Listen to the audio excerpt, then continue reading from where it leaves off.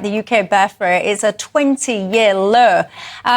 Does this matter? I'm going to get straight to the point because we can sit there and get into it all, but the nuts and bolts of it, people are having less kids, the lowest birth rate in about 20 years, and what? Yes, because if you have no one to be the custodian of your culture, then, frankly, the culture falls apart. And so the easiest way to do that is to transmit that straight from parent to child. And if you look at the data, I've spoken to demographers who have dived into the raw numbers who are far more intelligent than me. And they said the native population, British birth rate, is 1.4. Whereas the highest number of children for women is from Indian nationals that now live in the UK, and for men, it's from Pakistani nationals that are in the UK. So different cultures are going to be the more dominant one in the years to come. And frankly, I quite like my country and my culture, so I would like to have it continue. And it's also not just the broader civilisational point. As an individual source of meaning, there are plenty of people, particularly all the young men that we've spoken about before, that are feeling depressed, suicidal, that have 27% of them have never had an intimate partner by the time they're 30, unprecedented numbers. Without children, it's going to be a very long and lonely, difficult life for them if they want that. And so there are lots of pressures, both social and economic, that are stopping younger people from having families earlier, and they're miserable.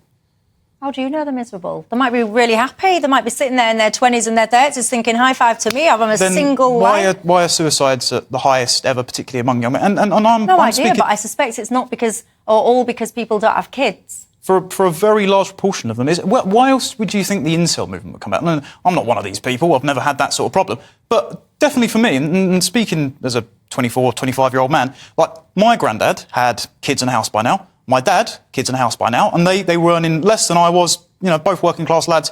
It's been kicked down the can for me and loads of other young men that I talk to. It is difficult. It is quite sad. I'll come back to you, but Emily, your thoughts? I think, I think he makes lots of interesting and partially valid points, I would say. I think that the low birth rate, the reason we need to worry about it, really, is because the pressures on society are obviously that we're living much longer. And we're going to...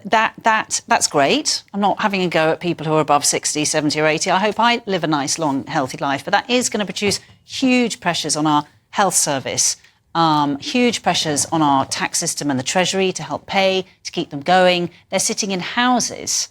and we're not building enough new ones for the young. So you've got this very top-heavy population. They're also maybe going to be sitting in jobs. Or, as we know now, there's a whole bunch of over 50s who've retired and stripped out the workforce. So there is a problem in that you need a sort of youth culture at the bottom to encourage, to help, A, look after the old, but also keep the economy going. So how do we stimulate it then? Because some people are saying about tax incentives. Well, no, because at the moment what they're doing is we're bringing in, like, high numbers of immigration. So although we're having lower birth rates, which, by the way, mirror a lot of what's going on in Europe, we are bringing in a lot of immigration to fill a lot of jobs that we need to fill. I think a lot of people who move here do assimilate in society. You are right about some of the birth rates in certain, but I do think as you move down, as you're here for longer, I think everyone's moving to that 1.4 to sort of 2 kids. And I think there's two things. I think one is definitely financial pressures. I think women have come into the workplace, and as a working mother myself, trying to juggle, unless you're incredibly wealthy and can have loads of support at home, nannies here, everything, there, you're going to really struggle mentally and physically to be a good parent, and that's the same for fathers. So there is a huge trend in both parents. Do you think it's good that so many mums are now going into having kids and then going into the world of work? Of course I do, but I think that we've got much... What we need to move towards more is that men shouldn't feel guilty that they may take some time out of work and look after their children, because lots of men are actually to come in. Enjoying it. But I think the other pressures is that I think people, they want a sort of... We've aspired to a different life than, say, your dad and your grandfather did, where people now expect or want to go on 2-3 holidays a year. They want to have a nice car in the driveway. They want to have a big telly, smartphones.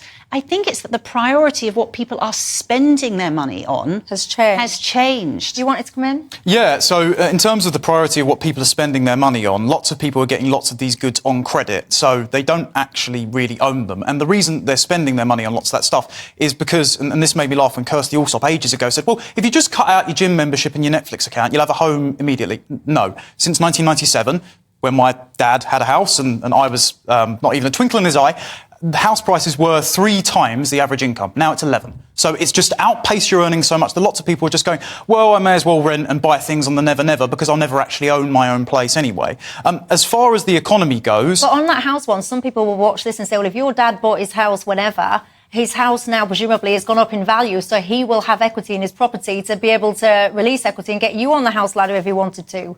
Well, eventually, but not by the time that I'm able to have kids, really. I mean, what's happening, as you said, with all the money locked up in the property market, is everyone's sort of waiting around for the boomers to die off. And it's like, I don't want that. I've got both sets of my grandparents still alive. I'd rather be able to start my family without having them go extinct, because I'd quite like them to be able to meet their great-grandkids. That would be wonderful. As far as the economy, yes, very valid point, but then we need to restructure the economy, because it shouldn't just be that we have essentially a whole generation of children who are tax cattle to pay for entitlement programmes that we can't quite pay for. And then the other point that I was going to make that's completely gone from my... Childcare, that's a bit perfect.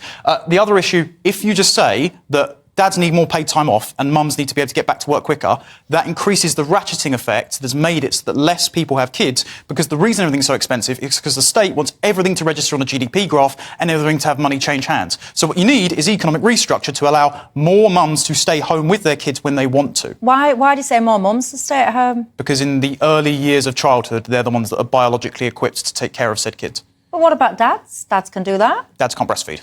No, they can't breastfeed, but I'll give you a very brief biology lesson here. Women can express and put it in bottles for the dads to feed. OK, yeah, sure. And I think more dads should spend more time at home because that's what we did before the Industrial Revolution. But also, the woman has gestated the child. The child knows the voice and the physical contacts of the mum. And so it actually soothes their level of blood cortisol and it helps them bond and develop more. So that sounds like an excuse to me, because men don't want to stay at home with their kids. If your wife's pregnant and the man's talking to the child, and we go on the lines that the children can hear, then they're going to know the dad's voice and the mum's voice. Not nearly as common because the mum obviously spends more time with them. But it's also like, I can speak just from personal experience and also knowing that, I know a guy that's going to have a baby soon. He very much wants to spend time around his wife and his to-be child. But part of the purpose of being a man is to be able to go out and make sacrifices to bring home the ability to care for those dependents, your wife and child. So there's also the meaningful sacrifice that a man can make is to make sure that his wife has a comfortable life. Well, there you go. Do you agree with that? Are you a man? Do you think that your role in life is to provide for your wife and kids? Are you a woman? Do you believe that actually you want to be dependent on a guy? I don't know. You get in touch and let me know. And also as well, do we need to give tax incentives to help people have more children? You tell me.